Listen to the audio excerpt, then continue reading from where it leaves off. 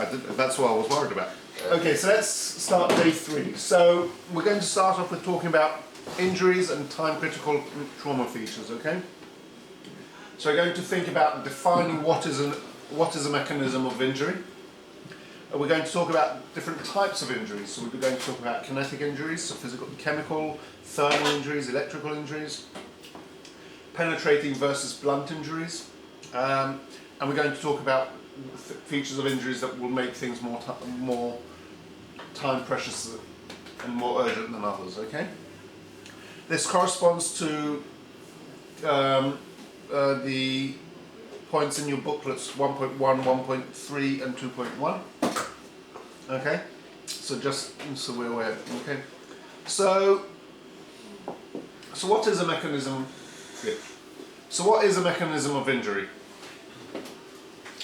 The ways it happened. The way it happened, absolutely, yes. So we want to. So it's what happened to cause the injury. So if we look at this picture, what sort of mechanisms can we see in this picture? She's strangling him. Yeah. Okay. Skin rash. Yeah. So what sort of injury would that be? Breathing. Yeah. So a friction type injury. Yeah. What else? We may have a head injury as well. You may have a head injury. Yes, the head's lying on the floor and the And you helmet. see the car, and you see Yeah. him here, so you understand he may have like a... Yeah. You see his bike in the background. Oh yeah. Yeah, so we already have a picture in our head as what sort of injuries we might have. We might have a head injury where the head hit the ground. We've got that graze injury as the cyclist's body has been dragged along the asphalt. There might be injuries on the legs where the car hit the body. Yeah. Yeah, Ellie mentioned that her phone is upside down as well. that's fair enough. Pass on that. And it could be, Okay. could be a spinal injury, I guess, as well. Could be a spinal injury, absolutely, yes. So we've got injuries in different parts of the body. Remember, there could be an injury in between them as well. Okay? So the important thing is that looking at the injury will allow us to have an idea as to where we might find injuries, what we might expect. And it can also influence what we can and can't do to the patient. So, if someone's just got a graze on their elbow, yes, a child running around in school bumped their elbow against the wall and continued running afterwards, but they're bleeding from the elbow. What are we going to do about that? Clean the wounds. Clean the wound, put a Clean plaster on the- it. That's fine, yes? Same injury on someone lying on the floor having just been hit by a car. Can we take them to the tap, wash it off and put a plaster on it? No, that's about other injuries, hidden injuries. Exactly, so there might be other injuries which slow down the treatment of that injury, okay? It might also influence what we decide to do about where we're going to take the patient. So the child has grazed their elbow against the wall in school, yes? We might not take to hospital, yeah? We might say to them, here's a plaster, go to the walk-in centre, go to your GP, have it reviewed, yes? Get a parent to take them there. As We opposed take everybody to the hospital. So not everybody has to go to hospital, and we'll talk about that, okay? But you need to think about, whereas the child who's got a graze on the elbow but has just been knocked off their bicycle by a car, they're going to have to be immobilised onto a spine board, and we'll talk about that later stages, thinking about how we do that, what sort of things we might need to do. They might have other injuries that take precedent over that injury that we've noticed first. So looking at what's happened and understanding the mechanism of the injury will influence what we're going to do, okay? Just because we've identified one injury or a mechanism of injury doesn't mean that we can then skip the proper assessment. You still have to do the proper assessment because it's quite easy to jump to the most obvious and miss something else that's not as obvious. And I've definitely done that plenty of times in my career. I missed a pelvic fracture in someone because they were on a spine board when I got there, and I did a top-to-toe assessment, and I identified the fact that they had a flail chest, but I didn't recognise that they had a pelvic fracture because they weren't complaining of any pelvic pain because they were still on a spine board. And it was a female patient, and it was night time, and I didn't strip her down to absolutely nothing. The take-home message is don't skip steps, because if I wouldn't have skipped the steps, if I wouldn't have trusted the fact that the patient's already on a spine board and was already mobilised in the ambulance, I would have done the whole assessment, I would probably have picked that up. Okay? So don't skip steps just because you think you've identified the most important, the most serious injury. Okay? So this is thinking about the mechanisms of an injury. What are the characteristics of trauma that would lead us up to an injury? What sort of things would we expect that might result in an injury? Do we cause it or be as a result of it? What would cause an injury? So let's think about the mechanisms. Blunt force trauma. Yes. Blunt impact. Yeah, so blunt force trauma. Blunt force trauma. Yeah. Car Sharp hit. force trauma, knives, Yeah. falling punch to the Fall from face. Fall from height. That's again Yeah. another blunt force trauma. Absolutely. So thinking about that. Now, what is the definition of trauma then? Injury, damage. Okay. Not penetrating. Hmm? Without So you could have penetrating trauma. So if someone sticks a knife into someone else, that's still trauma. Yeah. Lacerations, yeah. Force. Yeah, Yes. I think this is from something that happened that is not come from inside the body, outside the body, is external damage. Yes. So exactly as you're saying, it's a force coming from the outside.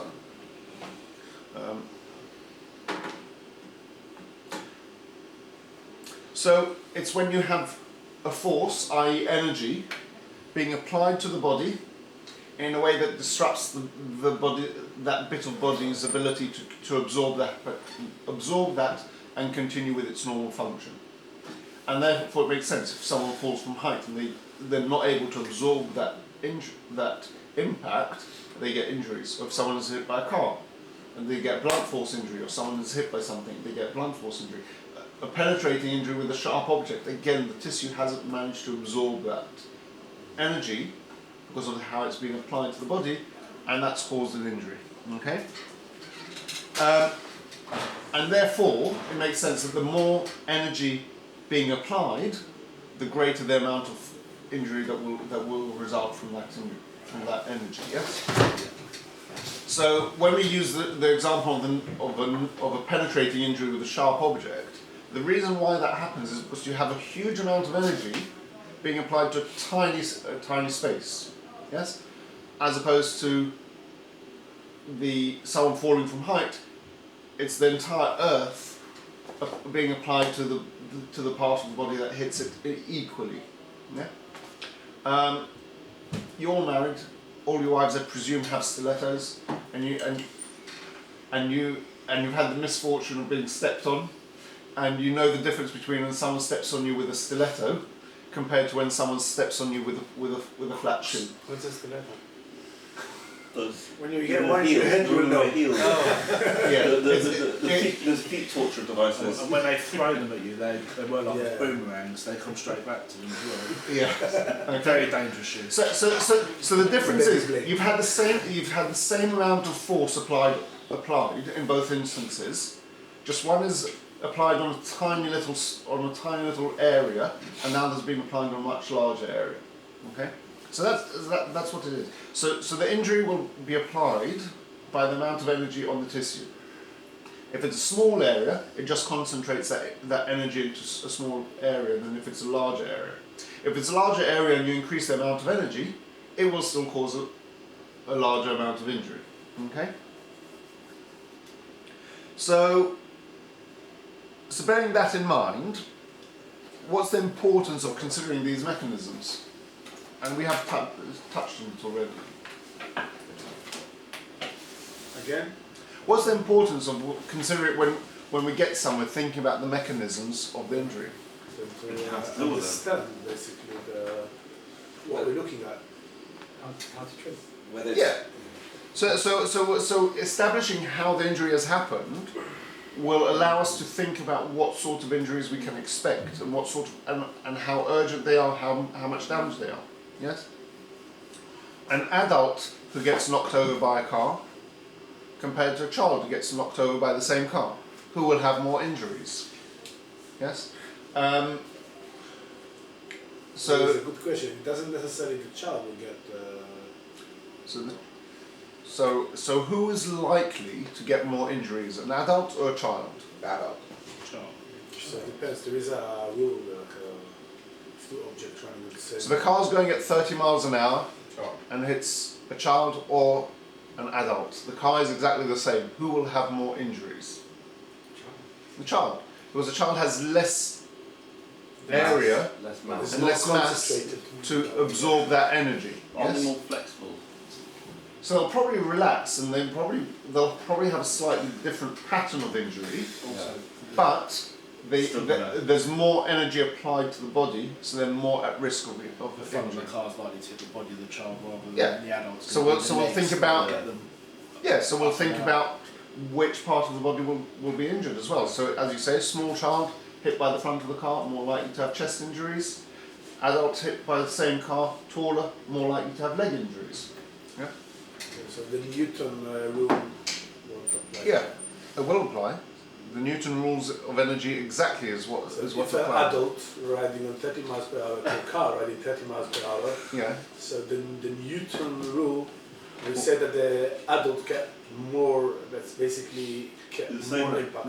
No, if the child is travelling at 30 miles, they'll have the same, but the child Just more has a flexible. smaller mass, so the ability to absorb that energy is distributed in a smaller area.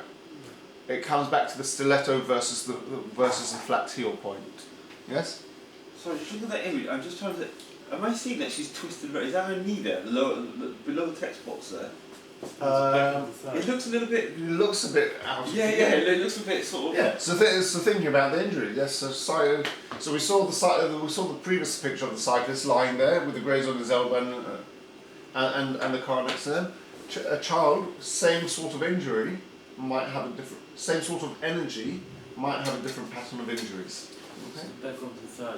It's not because the back is flat on the other leg there. Okay. You can see the flat fatty part. Yeah, but if you go So down, the whole it is point, okay. so the whole point in this assessment is that we don't forget looking for injuries that aren't so obvious. Okay.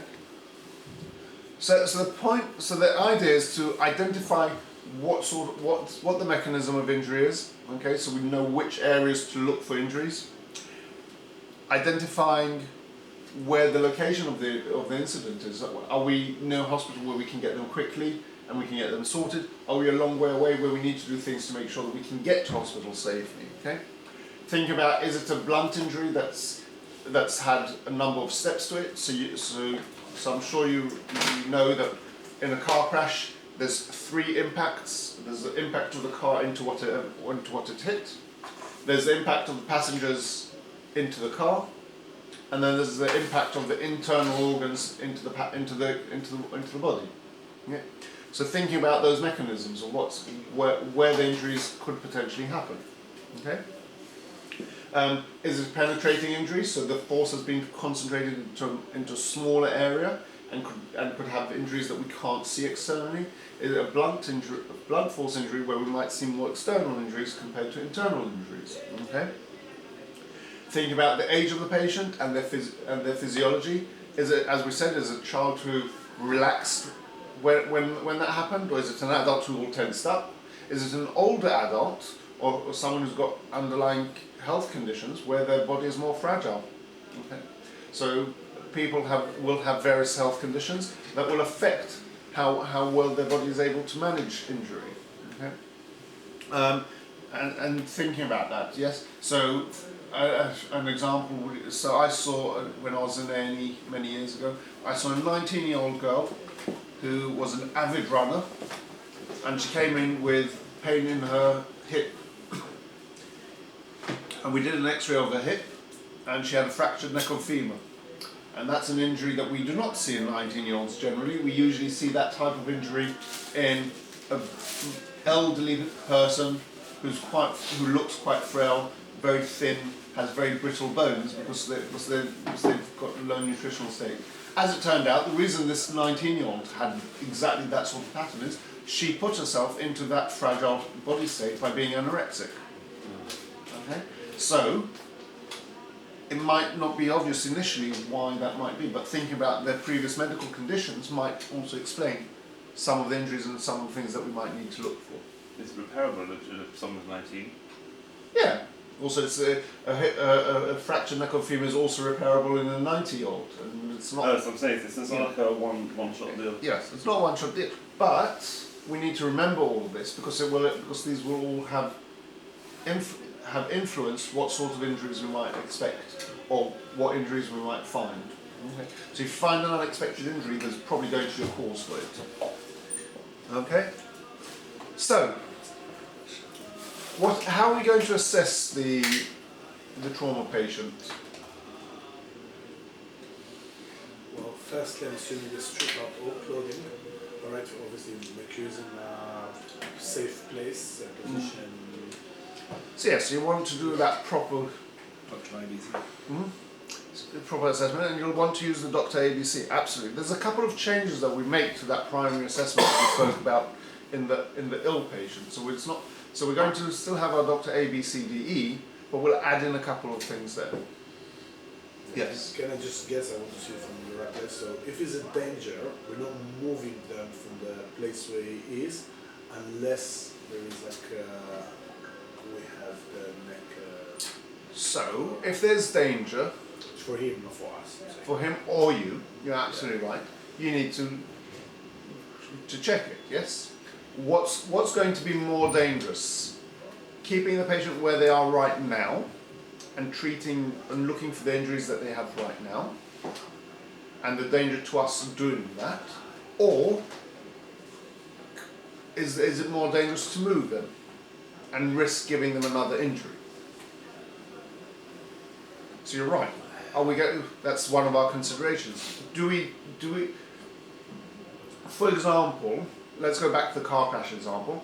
You've arrived at the car crash and the car's on fire. Yes? And the patient is slumped over the steering wheel. What are you going to do? Are you going to leave the patient in the car to assess them in the car? Or are you going to grab the patient, drag them out the car, and then you might break their neck in the process, if they haven't broken it already? It's a similar principle to the Might be CPR. a sure.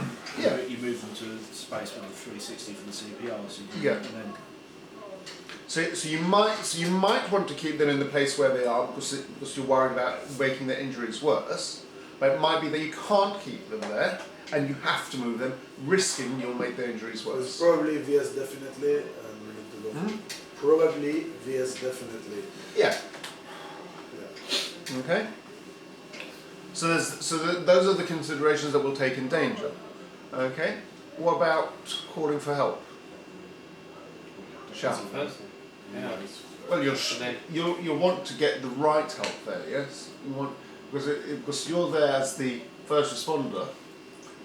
What extra help do you need? Do you need a team of first responders to get the patient onto a spine board and you can take them to hospital because they're not that badly injured?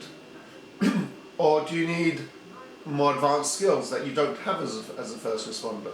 Yes, do you need more medical skills?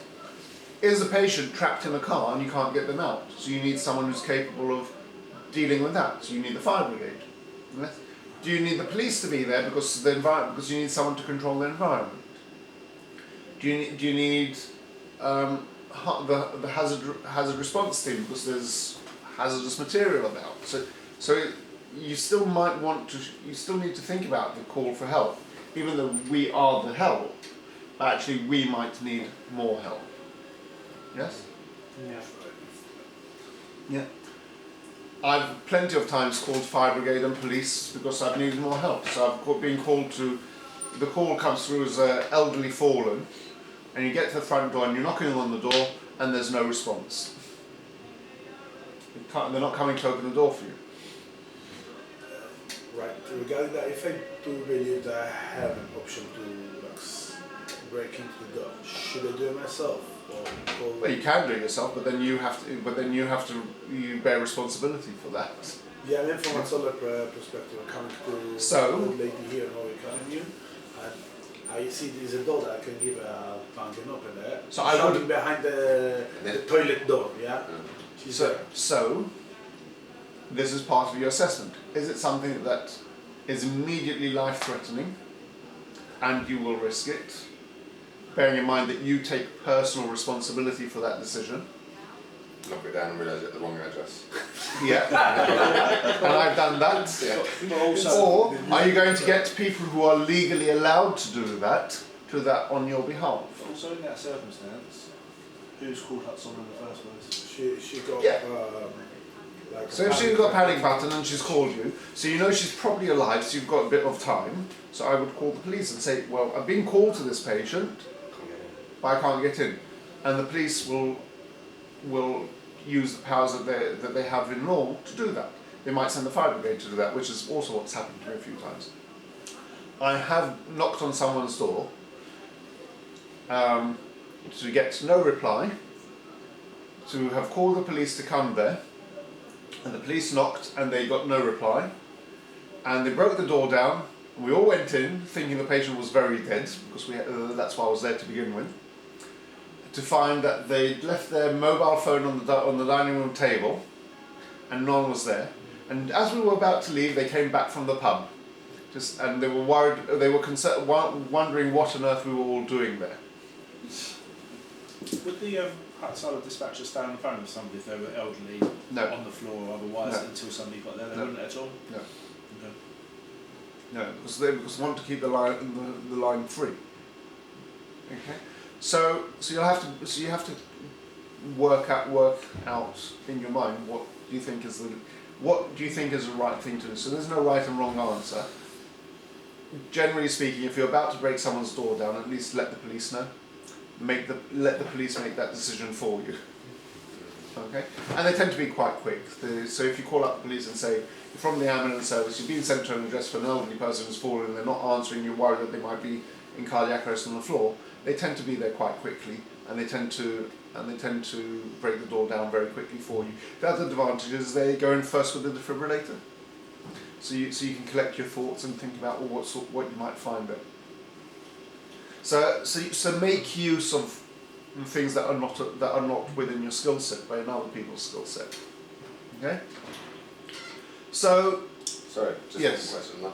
If I do break down the door and the person was in cardiac arrest and I saved him, or we managed to save the Yeah. situation, or not, whatever it might have been, but he was in cardiac arrest, am I still responsible to fix that door? they could sue you, yes. They could. So Whereas if the basically- police do it, then they can't, and they get a bill from the police for breaking so the door. basically we should. Don't give me a name, Ellie. Yes. Don't give me a Yeah. name. Ideally, you shouldn't really be breaking and entering into places. You could argue if someone's in cardiac arrest. Okay. At least get the police on the line and say. Yeah. So if Also- they're on the also- line and they give you permission on the phone. Yeah. I don't think they'd ever do it. They probably wouldn't. But also remember, they're trained to do it, so they'll break the door in the least destructive way, and in the way that's safest for you and them. So because there's lots of ways to break a door down. Yes. Okay. So we'll do that primary survey. We want to do Use my that. car. Use my car. Yeah. And then the insurance premium goes up. It's on an ambulance, it won't affect you.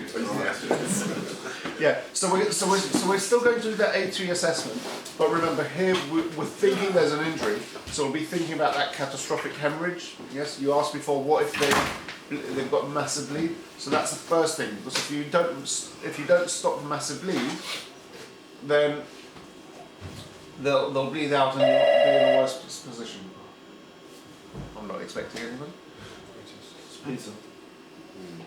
No, 10:15? it's 10:15. I wouldn't answer. No, we ordered it 2 hours ago, so it's not yet ready. Yeah. Then we're going to think about the airway. Now remember, normally what do we do for the airway? Check.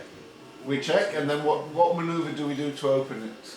Head Jaw Head thrust. Head tilt chin lift, yes, or jaw thrust. Can we do a head tilt chin lift in someone who we think might have injured their spine?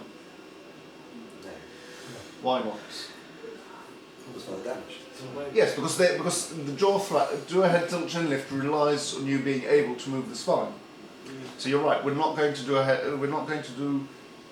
tilt chin lift. We're going to do a jaw thrust if we need to, and we'll be thinking about keeping that spine still, even if we don't need to do anything for the airway. So it might be that we just tell them to keep still. But what's the problem when you talk to an adult? They turn to you.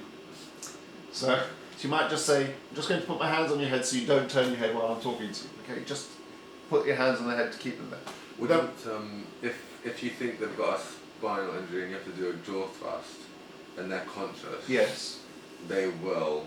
Well, if they're conscious, they won't let you do a jaw thrust because you've That's all what I'm saying. experienced how painful it is. Well, So they'll be maintaining if their they're own. right, if they're conscious, then you don't need to. Yeah, Yes. exactly. You don't have to worry about that. You don't have to.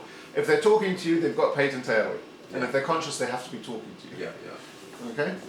Mm. We'll then assess their breathing. We want to see what's happened, whether they're breathing. We'll check that they've got circulation. So we're doing the same A2E assessment, but we're just putting in a couple of considerations at the beginning for major hemorrhage. So that takes it a little bit out of order. So we'll be thinking about circulation as a major hemorrhage problem before we go to airway.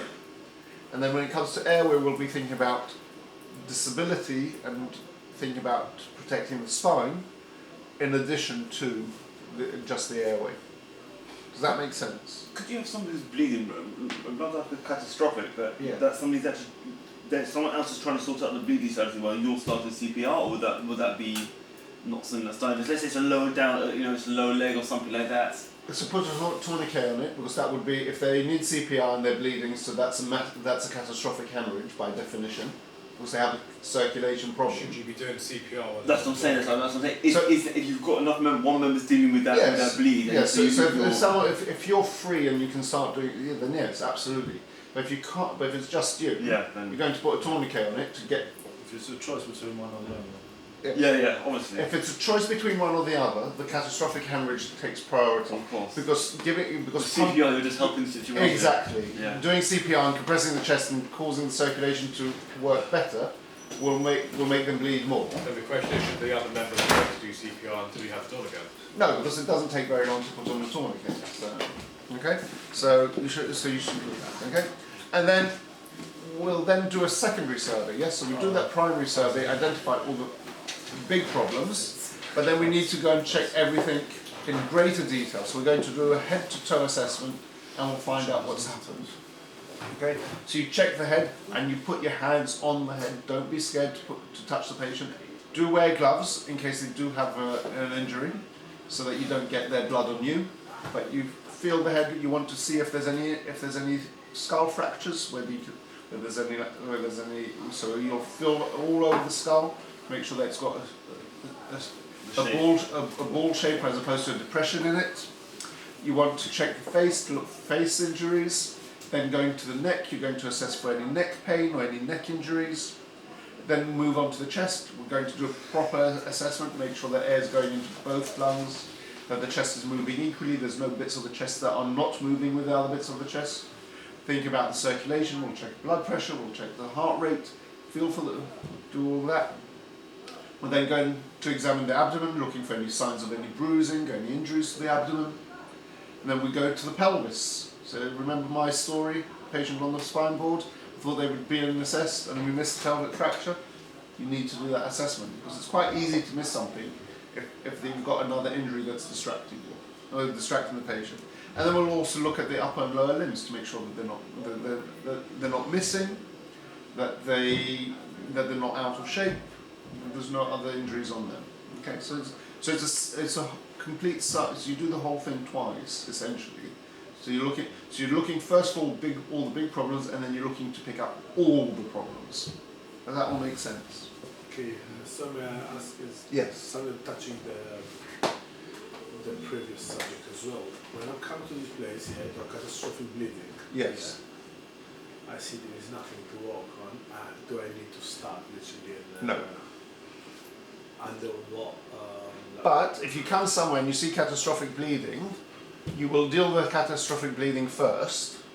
Yes. You'll put a tourniquet on it, and then you'll do your A2E assessment. And at that point, you'll find that they're in cardiac arrest. Yes.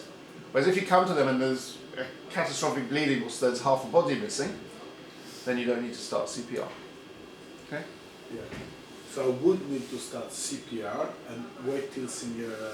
So if you've dealt with the catastrophic bleeding and then they have no pulse, then they potentially could still have a chance you would start CPR.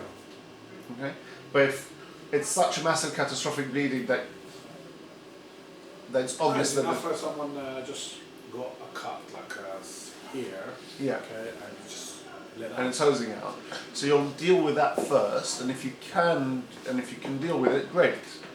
And then as you get more help. But if they go into cardiac arrest from that, you might err on the side of starting and let someone with more experience make that decision. Ashwin said at the last one, if you do start CPR, always carry on. Yeah, carry on until someone tells you. Don't try to stop it, if that makes sense. Yeah. But be open to the fact that you might need to stop it. Okay. But if you've had that decision or you're not sure about it and you feel that you need to start, then give the patient the whole chance. Don't do it half-heartedly. Yeah. Okay.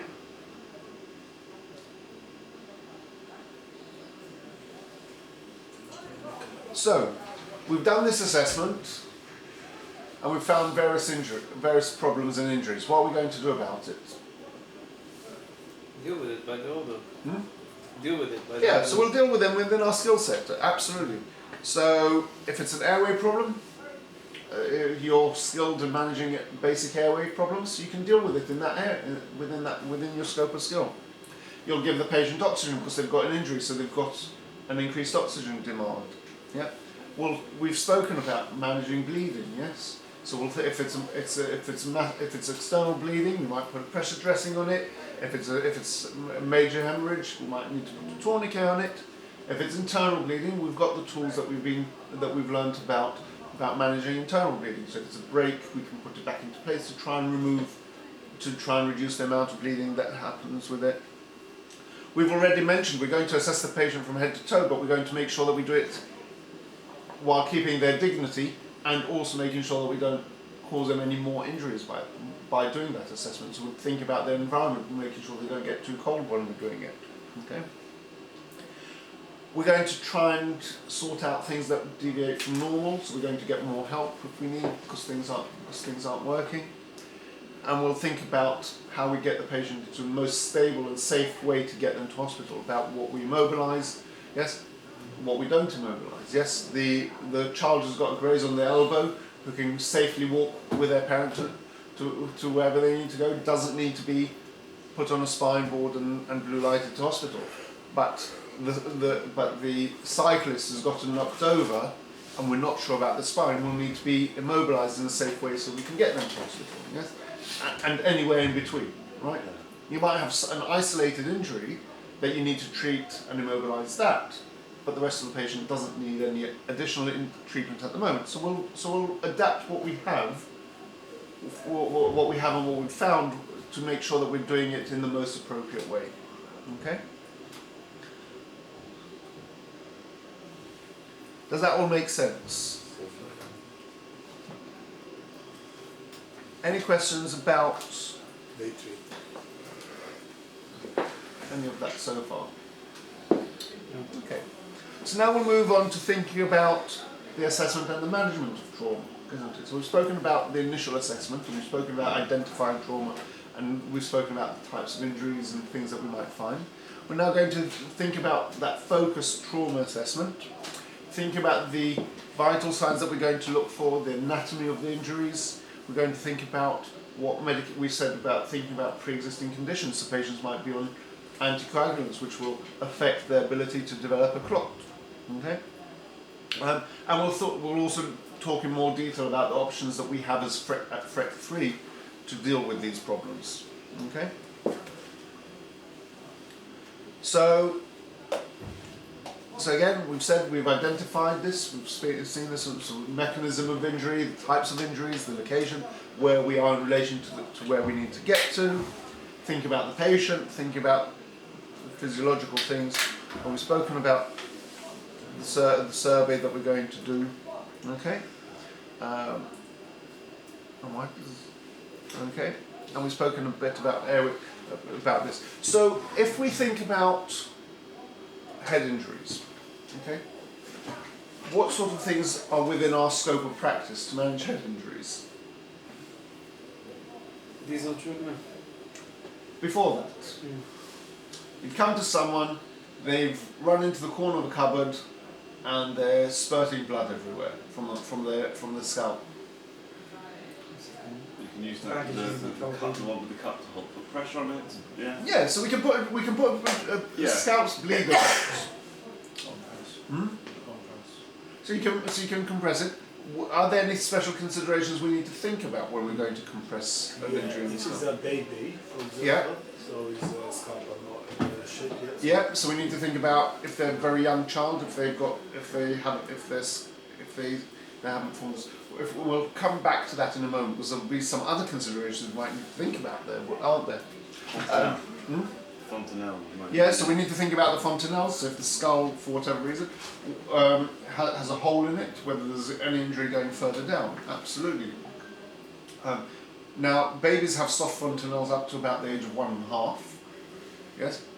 You might come to a patient who's had an operation on their head, which means that parts of the skull have been removed. And they don't have a skull there, so we need to think about that, absolutely. But what can we do for, let's say it's a straightforward 9-year-old, been running around in their house, skidded on the floor, hit the head on the corner of the doorpost as they were chasing their sibling. They're now bleeding from their scalp, sitting there. What are we going to do? Stop the bleeding. Stop the bleeding, put a dressing on it, absolutely. Yeah. So how would we stop it? How would we stop it? Direct pressure. Yeah. No stuffing. Well, you probably wouldn't need to stuff it. You'd just make sure that there's no injury underneath it. Yeah. Yes. But I'm sure you've all come across children who've run into a doorpost and have bled a bit from their head. And that might be all it needs to get it under control. Yes, but we'll still need to take them to hospital to make sure that it doesn't need gluing or stitching if it doesn't stop bleeding, and to make sure that they also have the advice of things to look out for because it's a head injury. Yes, so there's ongoing treatment as well that's involved. I was going to say, is it concussion is also would it be something we should be worried about? So yes, so it is something we would worry about. It might not be something that we see right here now in front of us, but it's something that might develop over time, and we need to think about how we mitigate for that developing over time. Yeah. What about someone who's so this is something that I came across quite a lot in South London. They've been shot in.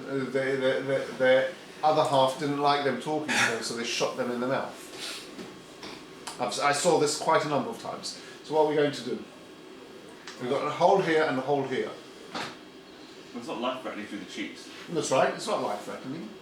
But we may affect things in as well. Like Yeah, it might. So we might need. some teeth fell Yeah. into the airway. So we'll need to have a look and have a look and assess it, won't we? It might be bleeding. It might not bleed very much. Depends what's happened. But we'll need to look at it and think about it. As you say, we might be worried about the airway either now or later. Yeah? What about? But you can't really put air mask in it. No. Not. But that's what I'm saying. You might. It depends how it is. It might be that you do need to pack it with a lot of gauze, so you get them to open the mouth and you put gauze in, and it's very uncomfortable for them, but too bad. Yes.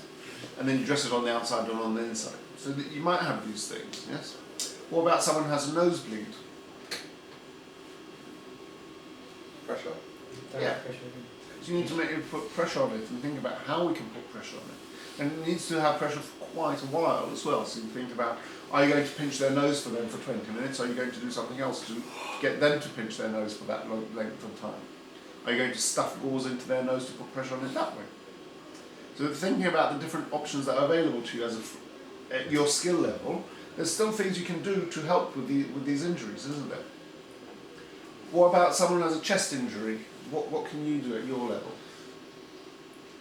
What type of injury? They've got a flail, so they've been hit by a car, and you see a bit of the chest moves in the opposite direction to the rest of the chest every time they breathe. Very limited. Very limited, but what can you do? Call for help. Call for help. What do you want help for? They're breathing. They've got a heart rate of 90, and they've got oxygen saturations of 100%. And they're breathing at a rate of about 12 breaths a minute, and saying it's quite painful every time they breathe. Collapse lung. Yeah. So, or someone to give them some Painkillers. thank you. Yeah. So we can think about painkillers. Absolutely. Yeah. What else can we do? So how can we give them painkillers at your level? What can you do to help them with the pain? Gas and air? So you're worried that they might have a lung injury. Yeah. Are you going? Are you going to Breathe give into them, this. Are you going to give them gas and air, which will make that potential space worse? Well, yeah. So I think the answer is not gas and air. But what can we do without anything in our fire, without anything else? What can we do to help with the pain? Ask them if they have any Nurofen they want to take. Speak to them. That you're in the street. Okay. Yeah, so you can speak to them. Speak to them. What do we all do naturally if we've injured ourselves and we're in pain? Sit down, lay down, relax. Okay, so what are we doing? If it's a breathing We're issue, trying to keep Reassure still. the patient. do the So tripod.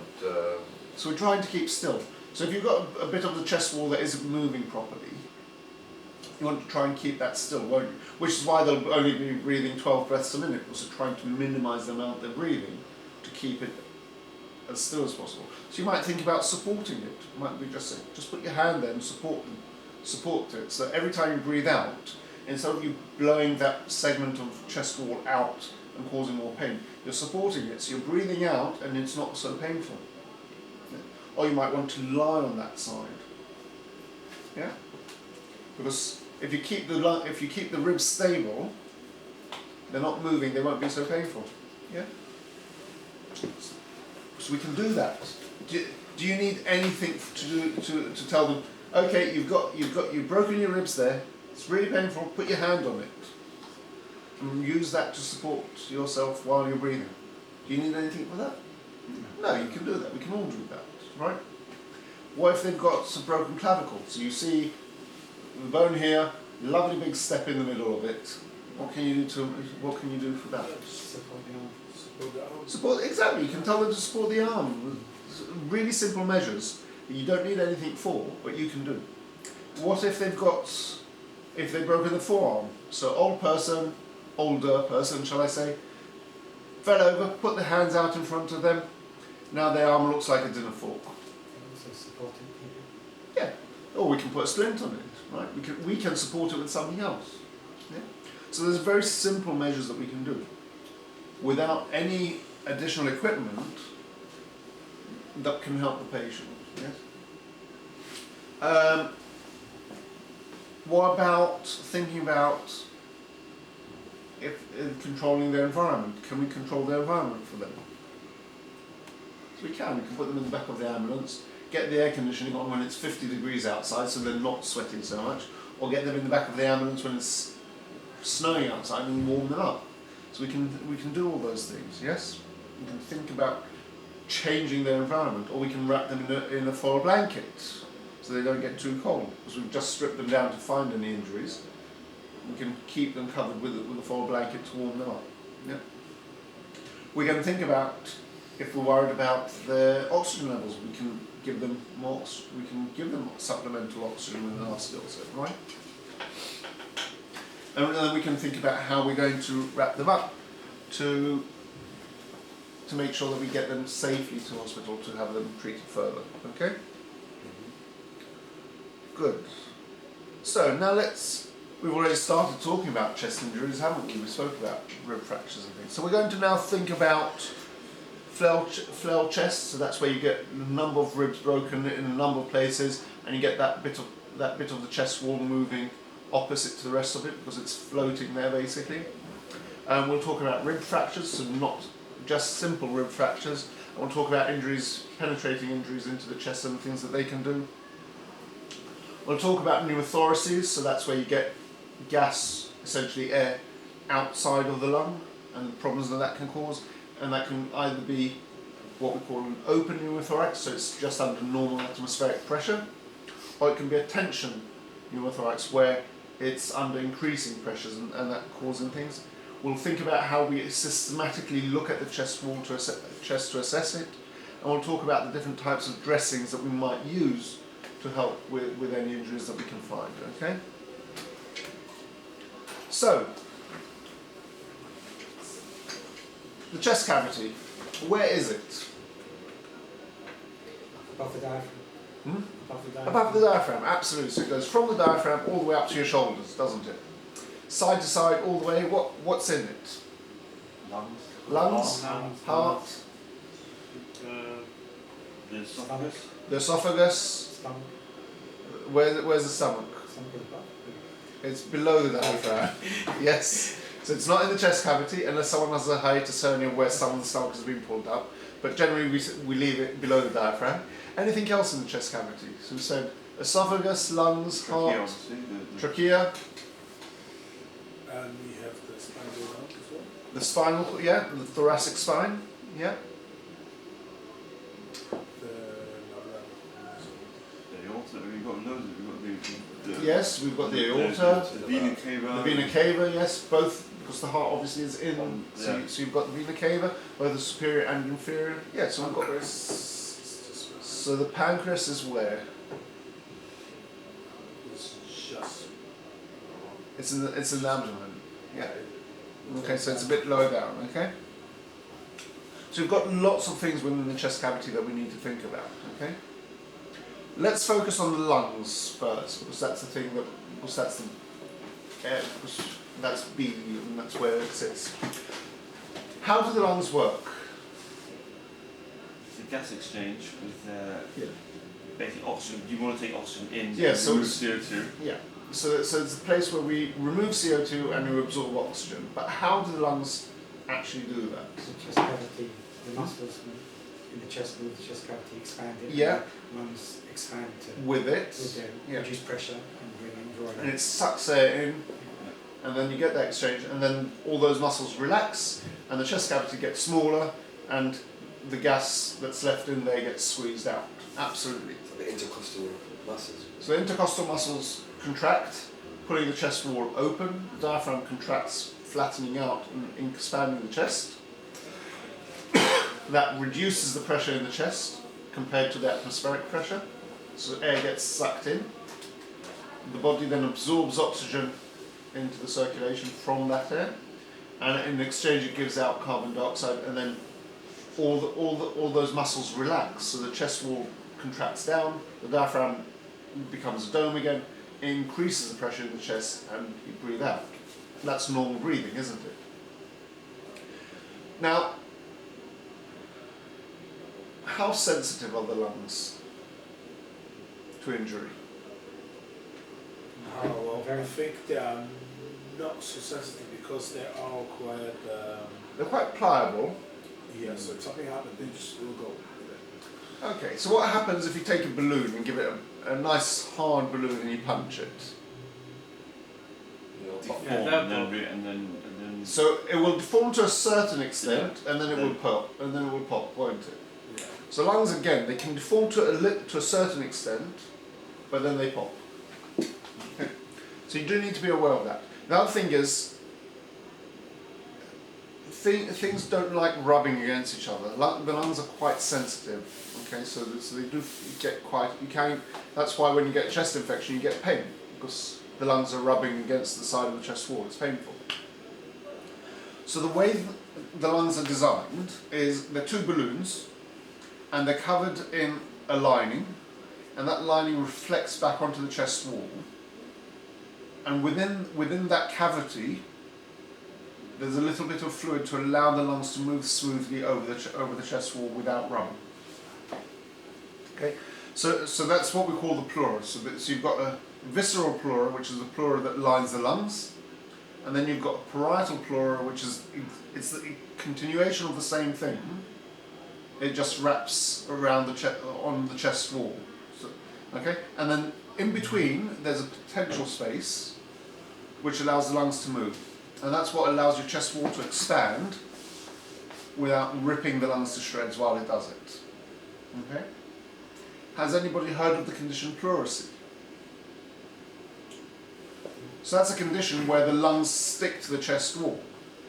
So they still work in exactly the same way, but breathing becomes uncomfortable because the lungs are getting pulled rather than sliding smoothly. Okay? So you need to have this space to do that. Okay. Now that we understand what that looks like, we can now start understanding why we might get problems with injuries in the chest. Yes. But what happens if you pop the pleura? Now you have a hole going from the outside of the chest wall into the pleura. What's going to happen? Fill up stuff. So now it's no longer under vacuum. So the lungs won't get sucked out with the chest wall, will they? Yes. Now we've got an injury there, so it might bleed. So it might fill up with blood instead, and that might compress the lung. Or air might get sucked in, and if it's a one-way valve, that air will get stuck in there and gradually increase the pressure of the air there, and it will compress the lung. Yeah? So that's what we really need to be thinking about within these injuries, isn't it? Because we might get an injury to the like this. Now the injury might be something obvious from the outside, so someone might have had a knife stuck in their chest wall, and you can see a hole, and it's allowing air to bubble in and out, and you see the blood around it, work from the injury, and you see the air bubbling. Or it might be that you don't see a hole, or it might be that the injury has happened internally. Yeah? So, child hit by a car, huge amount of sudden pressure on the lung has popped. Now it won't pop like a balloon into shreds, it will just have a small hole in it somewhere, but that hole can still cause that sort of problem. Can the broken rib pop the... What do you think? I'm assuming yes. Yes, absolutely. So if you have a broken rib, which now has a really sharp edge sticking out of it, and it's moved out of alignment, and it's poking into the lung every time you take a breath, it will make a hole each time, right? So yes, that can happen. So you won't see any external. You might see a bit of bruising from the broken rib, but you won't see the other injuries. So how might we be able to tell that there's a problem with the lung? We will see, I think. Bleeding. So you might see breathing problem. What sort of breathing problem might you see? As you said, that chest It's flare, hard for them to one. breathe. It's hard for them to breathe. So they might say that it's hard for them to breathe. It might not move equally. Yes. Right. What else? Maybe up to heaven. You might be able. So what would you hear? But it's sort of like not clean breathing, like because there's a water like a liquid in the system. So it might be if there's air going in and out. So that tends to be more in the lung itself. As the lung pops open and close, you might get that. But if you've got a big volume of air around the lung, or a big volume of liquid around it, which isn't sloshing around, you might not hear that. They'd be gasping because they surely wouldn't be getting the correct amount of oxygen. They might be, yeah. So what you're saying is all right. Yes, you might hear on the side of the chest that is working normally, you'll hear breath sounds. Okay, but on the side where the lung isn't expanding properly because there's the problem with the lung expanding with the chest wall, you might not hear breath sounds. So it might be quiet. Or you're right, you might see an injury on the chest wall that is bubbling out. So you might see the bubbling, you might hear the bubbling. Okay, you might if there's a whistle going through it, then you might hear that. But it's commonly what we find with these sort of injuries is that one side of the chest you hear breath sounds because that part of the lung is working, and on the other side you don't hear breath sounds because that lung isn't expanding and contracting the way it normally does.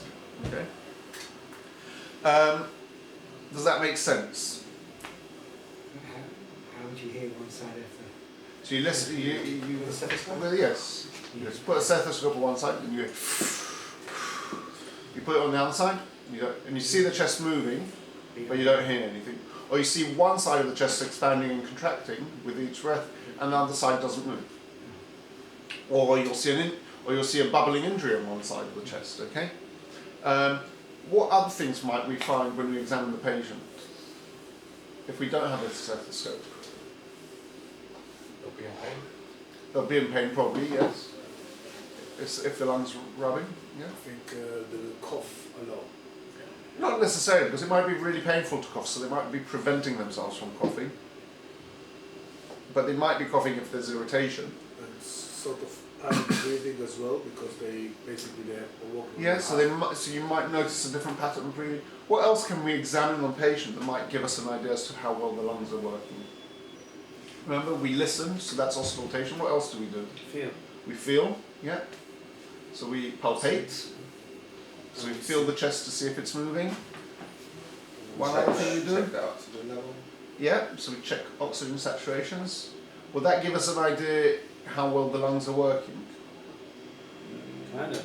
They might, but the lungs would have to be working quite poorly to get to that stage, wouldn't it? It'll probably be a later sign. Even if one isn't working? Yes, because lots of people live with one lung. Right. Okay. Yeah. People can have a lobectomy where they take out a lobe of the lung, or they can have a pneumonectomy where the whole lung is taken out. Yeah. So we mentioned counting the respiratory rate because we were thinking that might give us an idea as to how they're breathing, so how fast they're breathing or how slow they're breathing. We mentioned about putting hands on their chest to feel if it's moving equally. We'll listen to the chest, so we'll auscultate. And have you heard about percussing the chest? So we can tap on the chest and see what it sounds like. Now, there's a normal sound for the chest that if you put your hand on your chest, yeah, you can all hear that drumming sound. Not completely like an empty drum, not completely solid. Yes? You can check it all on yourself when you have a shower. Yes? Now, if a lung is collapsed down and it's more solid, it will sound more dull when we tap on it. If they've got a massive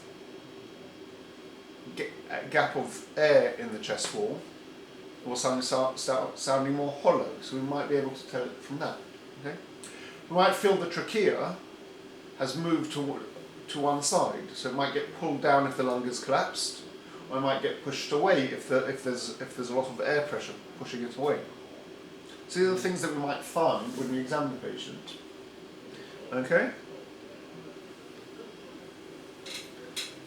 So we've spoken about this. Now, obviously the heart's going to try and compensate if we've got low oxygen levels, so we might get an increase in heart rate. Okay? And that's what we can see here in the picture. The lung, there's a lot of air around the lung, so it's collapsed down, it's not getting oxygen in properly. It's not so they'll be breathless, but it will be painful to breathe, so they might have problems with that.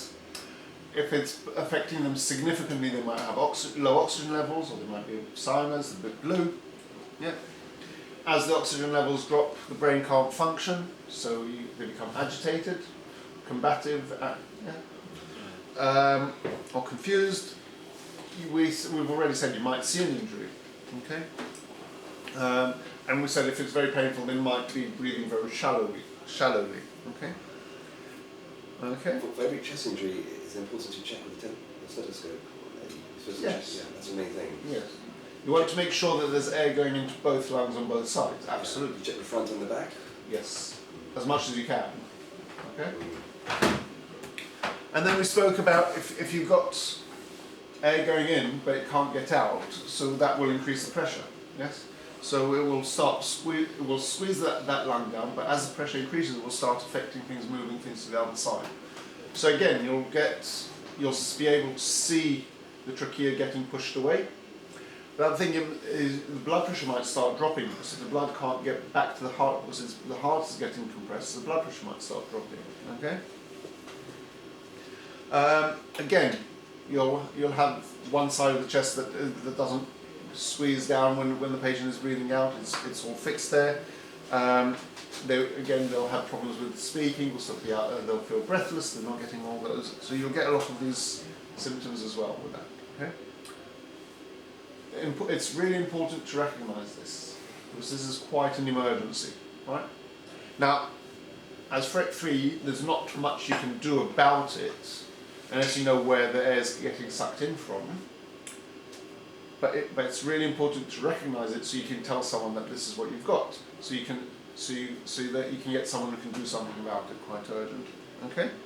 On an immediate fast aid, basically, is it literally nothing at all? Can maybe stop more air? So you can try stopping if you can see where the air is getting sucked in. You can try stopping it, At my level, there's things that I can do as an emergency to treat it. Yes, I can put a needle into the chest to deflate it.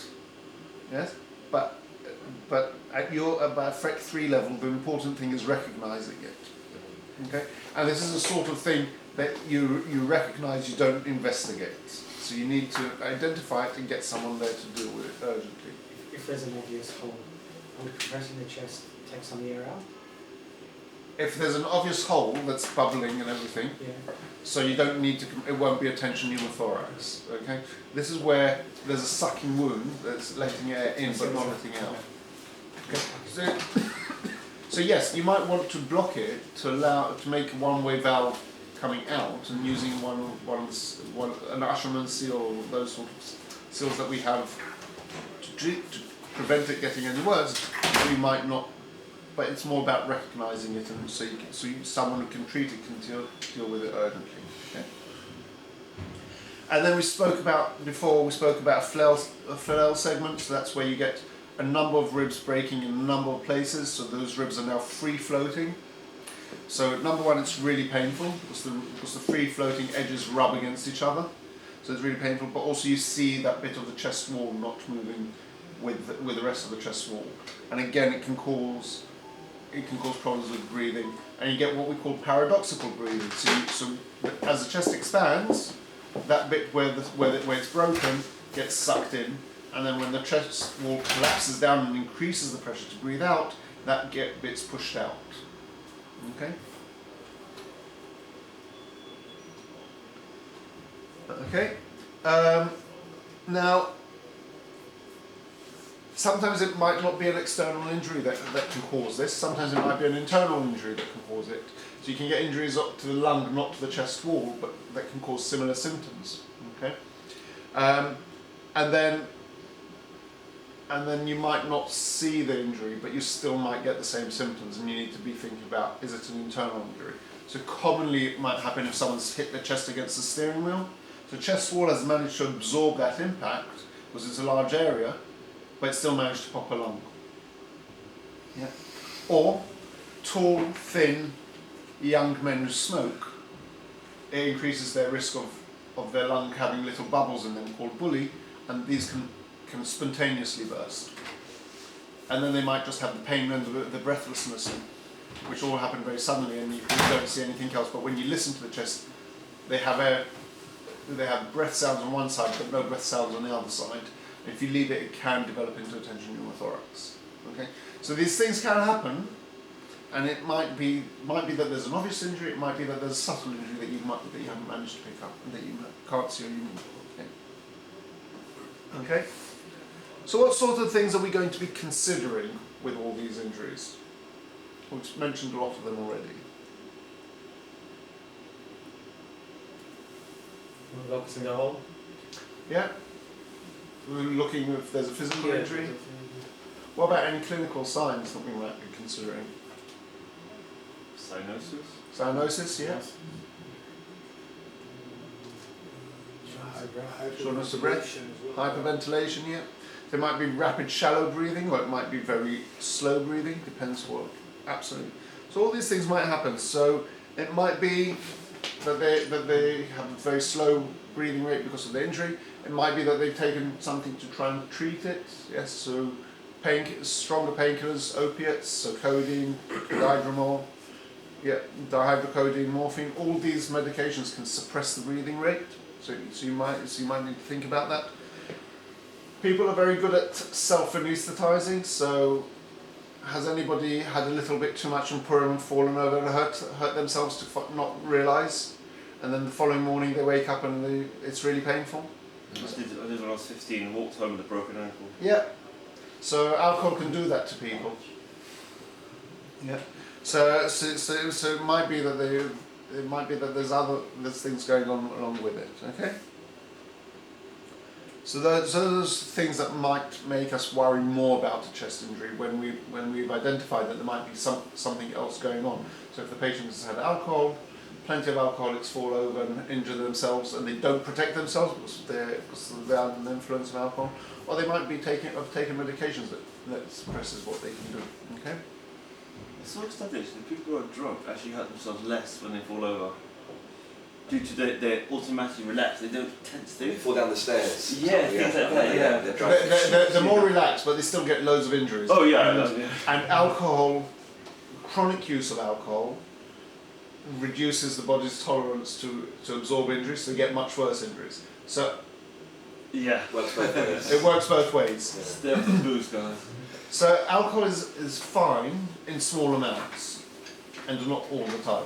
Okay. But if you've drunk enough, like you did when you were 15, that you were able to walk home on a broken ankle, that's when it's not fine.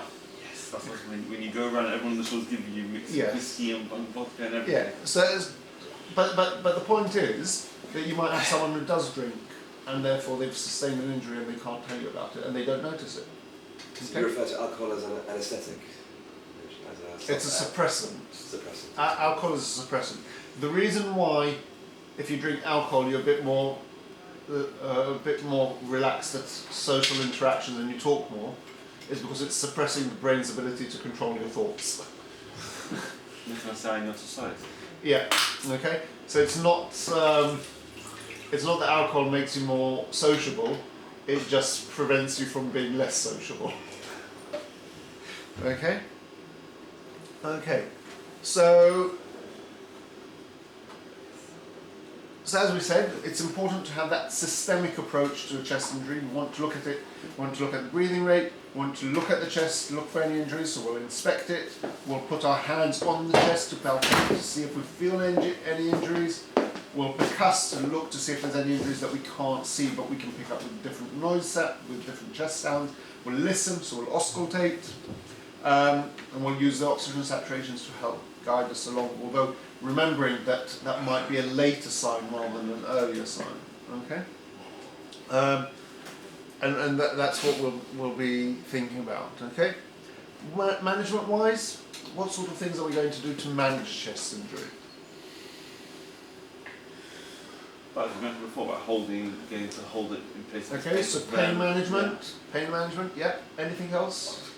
Oxygen, yeah, because these patients might have a higher oxygen requirement because of the injury, or they might have a higher oxygen requirement because they're not able to transfer oxygen as efficiently. Anything else? Reassurance. Hmm?